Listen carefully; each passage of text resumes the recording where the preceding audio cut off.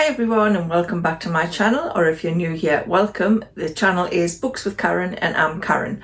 So today's video is a book recommendations tag that was set up by Heather from Bookables, and she did say at the end of her video if anybody wanted to do it they were quite welcome to, and she left the questions in her description box. So if anybody watching also wants to do the tag, I will also leave the questions in my description box below. Feel free to do it. So there are 15 questions. Some of them I found quite difficult, and some of them the answers are probably going to be repeated. Obviously I'm 61, I've probably read tons and tons of books over the years, but I can't remember them all. So the answers to the questions will possibly be more books that I've read over the last couple of years rather than books I've read over the last 40 or 50 years. So bear with us. So the first question is, a book you tell people is your favourite. Now that question actually suggested to me that books you tell people that are your favourite, but maybe they're not.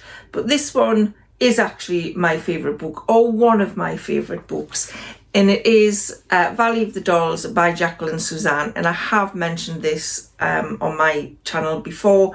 This book was, I think it was written in the 70s. It was 1966 this book was written, and I think I read it in the 80s. And it is a book of 3 characters, and I've remembered the characters and the storylines for, you know, how long was that ago? 50 years. I have remembered this book, so yeah, definitely one of my favourite books. Really enjoyed it. The second question is, a book that is your guilty pleasure. Now, a book that is your guilty pleasure, does that mean a book that you really enjoyed but you don't like to tell people that you enjoyed it because you're a bit embarrassed? That's how I kind of read that question. Just had to open my door, sorry, because Milo the cat wants to be out, and then she didn't want to be out, she'll want to be back in again, so I've left the door ajar. So yeah, the book that is your guilty pleasure, I would have to say it would be Riders by Jilly Cooper. I probably, if somebody had said to us back when I read it, again in the 80s, what's your favourite book, I may not have said Riders by Jilly Cooper, because I think maybe it's the people I was mixing with at the time. I worked in the theatre and they were kind of more highbrow kind of people, and I may not have wanted to admit that that was my favourite book. But if you don't know Riders, I'll put a picture up here. It's actually set in the show jumping arena, and it follows a few of the show jumpers and their kind of lives and their stories, and there's lots of sex in it. And I think there was just a TV series made of it actually that's on the Disney Channel. But yeah, that probably is a guilty pleasure, and I have read that book a few times over the years. The third question is, a book everyone loved but you didn't. I had to think long and hard about this, and I will put a picture of it up here. And it was a book called Tomorrow and Tomorrow and Tomorrow by Gabrielle Zevin. Now this was getting rave reviews from YouTubers. I think I read it a couple of years ago. It's quite a thick book. It's about a couple called Sam and Sadie. Well, they're not a couple. They meet when they're children and they kind of stay friends over the years. And it's basically their story. They start a computer games company, and some of the reviews it was getting, you know, the best book I've ever read, and made us cry. They couldn't put it down. It was beautiful and heartbreaking, and I didn't get it. I found it quite boring. It wasn't a page turner for me. I was waiting for something extraordinary to happen, and it just didn't. So yeah, everybody raved about it, but Tomorrow and Tomorrow and Tomorrow for me, yeah, I didn't like it. Didn't really like it at all. The fourth question is, a book you read the fastest. This was an easy one, and this was The Da Vinci Code by Dan Brown. And I remember everybody was talking about The Da Vinci Code, so I picked it up and decided to read it for myself. I could not put that book down. I couldn't stop turning the pages. I think I read that book in maybe a day. I found it fascinating. I loved the pace of the book. The film, I don't think, did it justice. But yeah, really fascinating and interesting story. Definitely a page turner.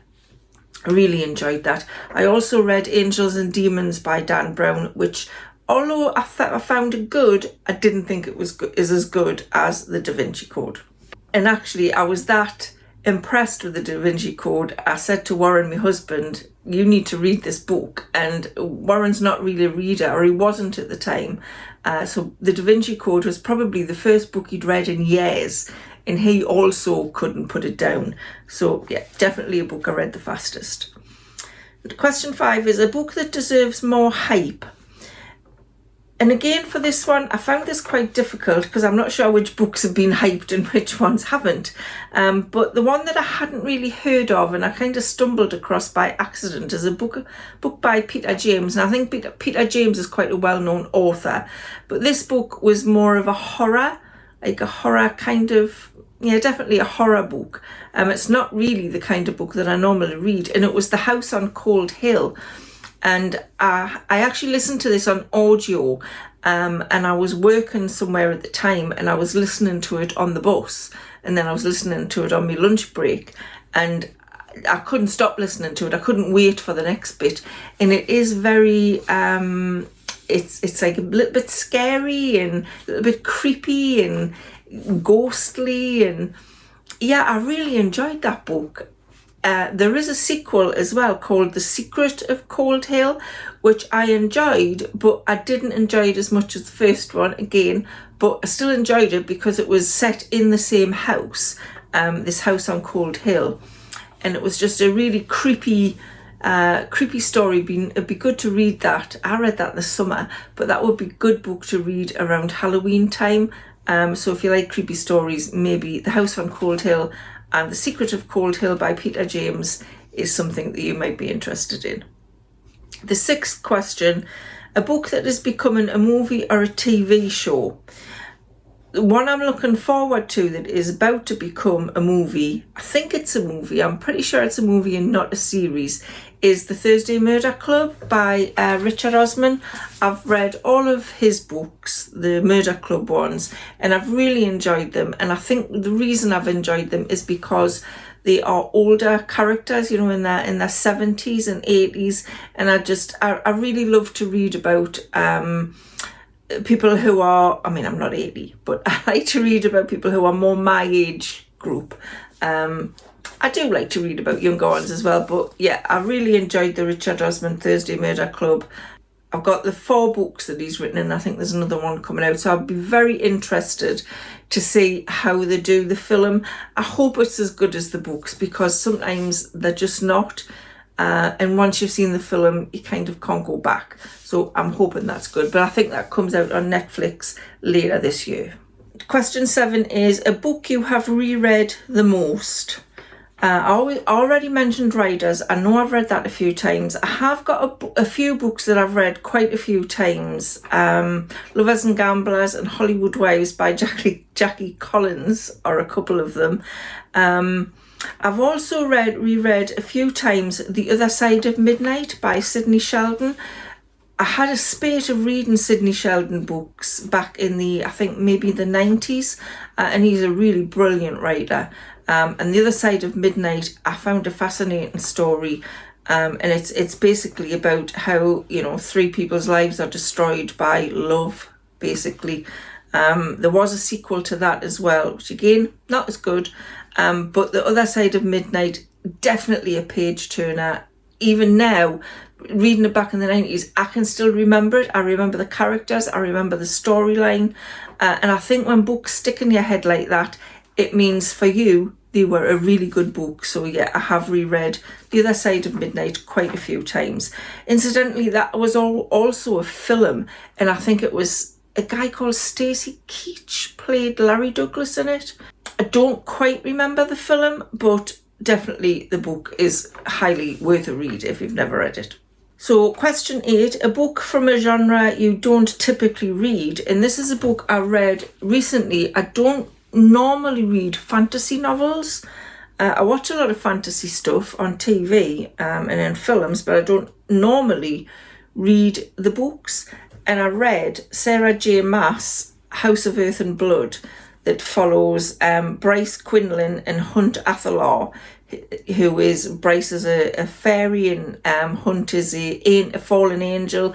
There's vampires in it, werewolves, lots of kind of fantasy creatures, and it was over 800 pages, this book, and I felt this book was a setup for the subsequent books that are out in this series. I have the next one, The House of Sky and Breath, I think it's called, and I haven't read it yet because they are quite thick books. But I found everything happened in the last 100 pages, but I did enjoy the characters, and I did get invested in the story. So yeah, I will read more of these, I will read the next one, and I wouldn't be averse to reading more. I don't know whether they call these romantasies. Is it romantasies, where they're romance and fantasy? There's definitely sex stuff in it. There's a little bit of violence. They did say it was, think Game of Thrones meets Buffy the Vampire Slayer with a drizzle of E.L. James. I did see a tiny little bit where they'd kind of copied from Buffy the Vampire Slayer in it. I didn't really see Game of Thrones, and I didn't really see E.L. James in there at all, which is 50 Shades of Grey. Yeah, I didn't really see that. But yeah, I wouldn't be averse to reading more of that kind of book. Question 9 is a book that deserves all the hype it gets. And this was an easy one for me. And this is Eleanor Oliphant is Completely Fine by Gail Honeyman. Probably one of my favourite books. Love the character of Eleanor. Love the story. I read this on holiday and it was a page turner. I've mentioned it before on the channel, and I'll probably continue to mention it. Yeah, definitely deserves all the hype it got. People did rave about it. Reese Witherspoon bought the rights to it to turn it into a film, which always worries me slightly. But yeah, absolutely loved this book. Definitely deserves the hype. Question 10, a book you usually recommend when asked to give a recommendation. For a fiction book, I would definitely recommend Eleanor Oliphant is Completely Fine. But as a non-fiction book, I quite often recommend this one to people, which is The Happiness Project by Gretchen Rubin. I love this book. This makes me happy just reading this book, and I have read this a couple of times as well. And it is about how Gretchen, she wanted to make her life as happy as I mean, she was happy, but she thought, can I make everything happier? And she took a month and focused on a different area of her life each month, so like leisure and social and money and work, and tried to make it better so she was happier all around all the time. And I thought that was such a brilliant idea, and it has inspired me to do similar things to that. Yeah, so I definitely recommend that to people who say, can you recommend a good kind of non-fiction book, a motivational book? The Happiness Project would definitely be that. So question number 11, a book that has your favourite character. Again, you know what I'm going to say? Eleanor Oliphant, got to be a favourite character. But I try to think of another couple, and this is a bit of an unlikely one, but it's from a book called The Cat Who Caught a Killer by L.T. Shearer. And it is about a retired detective who, her husband dies suddenly, and our mother-in-law is in a care home, and she goes and lives on a canal boat, and a cat befriends her, and he is a talking cat, but she's the only one that can hear this cat. Now, when I first heard of this book, I thought, a talking cat, really? That's going to be a bit naff, isn't it? But actually, I think Conrad the cat is maybe one of my favourite characters from a book. He's very cool, he's very wise, and he's a cat. So what's not to love? So I think I really enjoyed the book as well, and there is a sequel to this that I need to get and read. But I enjoyed the book. I thought it was well written, and really a talking cat wasn't that strange in this book. She is the only person that can hear this cat. But yeah, I would quite like my cat to start talking to us. I think that would be fun. So Conrad the cat, definitely. And I also liked Hunt Atherlaw in the House of Earth and Blood. I always like that. He's a kind of, he's been a bad boy, but he's got a heart of like gold kind of thing. He's got a soft side to him. I kind of like that character. And he's attractive, or, you know, he's written as attractive. So yeah, I'm kind of drawn to characters like that. So Hunt Atherlaw quite appealed to us. If anybody else has read House of Earth and Blood, let me know in the comments below what you thought of it, because I think it's a book that isn't going to appeal to everybody. And I don't know if a lot of people of my age will have read it, but let me know in the comments if you have. The next question, number 12, a book you wish you could live in. Now, when I thought about this, I thought, you know, maybe things like Lord of the Rings. Did I want to live in the Shires? Or, you know, did I want to live in, if it was Gone with the Wind, did I want to live in that kind of area? But what I thought was, I read a book probably about 3 years ago now called Space Hopper by Helen Fisher. Now, there is a reason that I would have liked to have lived in this book, or lived her life. It is a woman, I can't remember her name, to be honest. It was about 3 years ago I read it. She's a grown-up, she's got a family, and she goes into her attic one day, and she has a box in her attic that was the box that, you can remember them big orange space hoppers you used to get back in maybe the 60s and 70s. I know they do versions of them now, but they were big orange ones back then, and you bounced around on it when you were little. It might be fun to do it now, but you did it when you were little. So she had the box in her attic of this space hopper. Don't think the space hopper was there anymore. And she fell into the box, and she goes back in time. Now, her mother had died, or her mother disappeared when she was 8 years old. Her mother disappeared. They never knew what happened to her, and she was taken in by some neighbours that kind of brought her up from the age of 8. Now she goes back in time, and she falls into the same house that she lived in with her mother, and her mother is still there, and she, as her younger self, is also there, and she gets to meet her mother and talk to her younger self. And it's an odd book. It is a time travel book. The story was quite interesting, and I really enjoyed it. But the reason I really enjoyed it, and the reason that I would have liked to live in this story, is because my mother died at the age of 9. I was away at a summer camp, a brownie camp, which is a bit like the Girl Guides, or something like that. I was away at brownie camp at the time, and I wasn't told until I got home. And for me, it was like she just disappeared. People didn't really talk about stuff like that then. Children didn't go to funerals. So it was just like she disappeared. And I wasn't brought up by the neighbours. I was brought up by a nana. But I would have loved to fall into a box and go back to the 70s, to when my mum was still alive, and be able to talk to her. That would just be so wonderful. There is a twist at the end of that book, which was a really clever twist, a very clever twist that I did not expect. So if that sounds like something, if time travel and that kind of book sounds interesting, then I would recommend that book, Space Hopper. But yeah, definitely would have wanted to be the character in that book. So question 13 is a book you thought you would hate but ended up loving.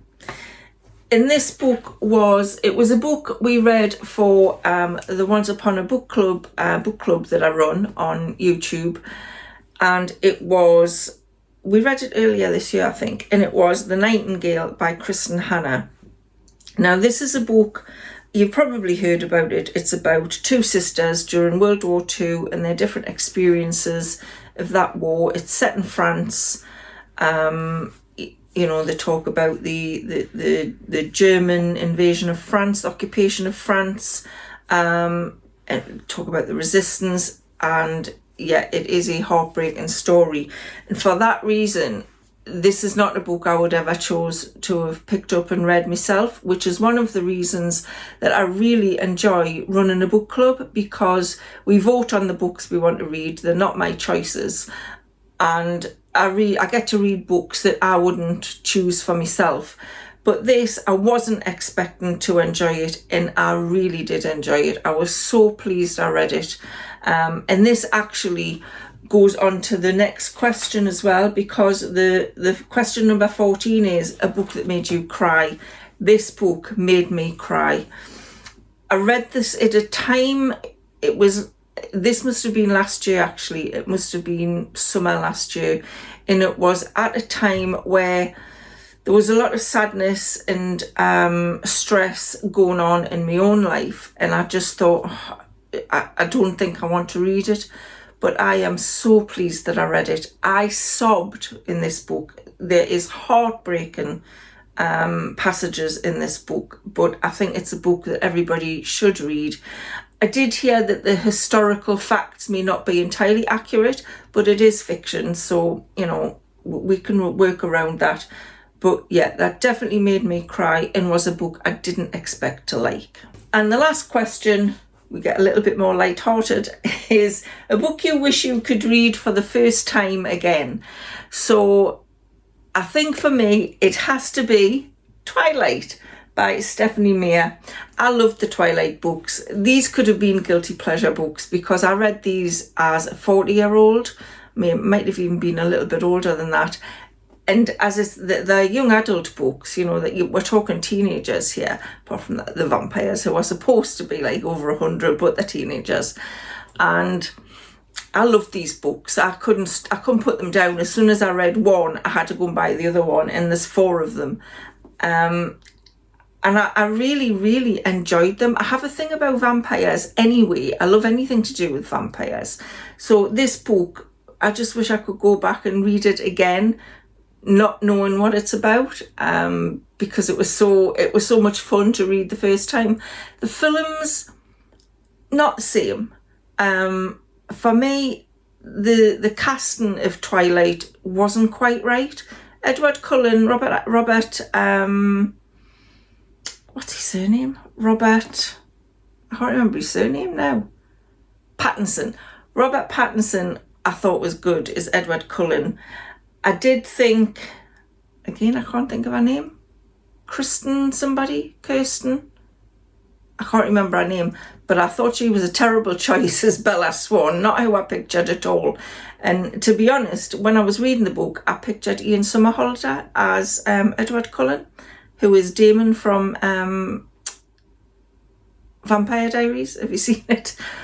I do like vampire things. But yeah, once you'd seen the film and then go back to read the book, because I have read these more than once, once you've watched the film and then you read the book again, you picture those characters that were in the film, and for me that spoiled it a little bit. So yeah, I wish I could go back, not have seen the films, and read this book for the first time, because I would just have so much fun with it. So those were all the questions. I'd like to thank Heather from Bookables for setting those questions. She doesn't know who I am, but I thought it was a really good tag to do. And like I said, if you've got a YouTube channel and you'd like to do the same tag, I'll put the questions below for you. So I hope you found that interesting. I found that fun to do. Thanks so much for watching, and I'll see you on the next one. Bye for now.